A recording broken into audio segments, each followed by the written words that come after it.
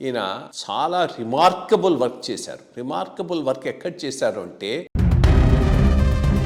తెలంగాణ ప్రతీకకు, తెలంగాణ వ్యక్తిత్వానికి వీరు ఒక రూపం అని చెప్పడంలో కూడా ఆశ్చర్యం లేదు. జయధీర్ రెడ్డి నేను కలిసి క్లాస్మేట్స్ మేము. అతను ఒక 1 year అలా ఉన్న తర్వాత ఈ ఓబీసీల్లోనే ఈ ఫోక్లోర్ చెప్పుకుంటూ అట్లా ఆయన జానపదం తీసుకుని దీంట్లో ఆదివాసీలు లేరు,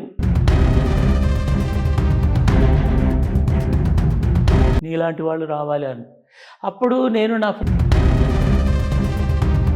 ఆధునిక సాహిత్యంలో శ్రీశ్రీ పాత్ర చేస్తాను సార్ అంటే ఎంతమంది చేశారు, ఇప్పటికే 15 మంది చేశారు. నువ్వేం చెయ్యి, జానపద సాహిత్యము లేదా అంటే తెలంగాణ రైతాంగ పోరాటం ప్రజా సాహిత్యం, ఏదైనా ఒక పాట కానీ గేయం కానీ ఏమైనా గుర్తుందా? రణాలే నాకు, ఎందుకంటే నేను గాయకుడిని కాదు. చాలా వరకు పల్లెటూరి, పిల్లగాడ, పసులగా, సేమ, జానపద జాతులు వీళ్ళవి. వాటిని ప్రత్యేకత ఏంది? వర్గాలు, కులాలు, వీటిల్లో ఈ పిహెచ్డి కోసం వెళ్ళినప్పుడు ఆ పాటలు సేకరిస్తుంటే వాటన్నింటికీ ఇప్పుడు ఈ 3-4 జాతులు ఏవి, వాళ్ళ ప్రత్యేకత ఏంది? ఆ సమ్మక్క సారమ్మ చరిత్రని మనము ఆ సమ్మక్క సారమ్మ కథ చెప్పేటప్పుడు వెనక